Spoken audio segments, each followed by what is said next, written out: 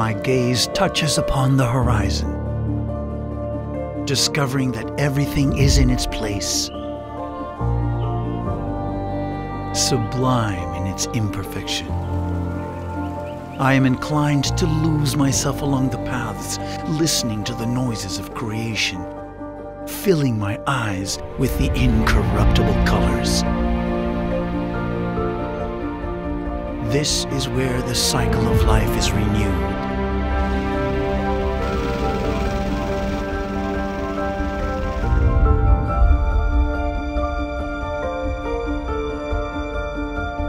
I have traveled in search of beauty, that kind created by man.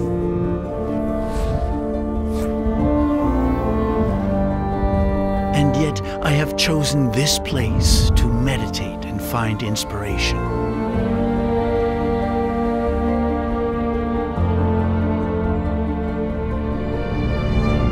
The seasons are marked by the great timepiece of the universe.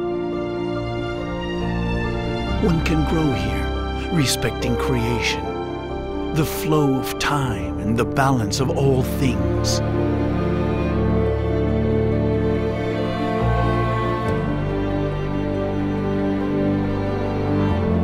This is where infinity is found.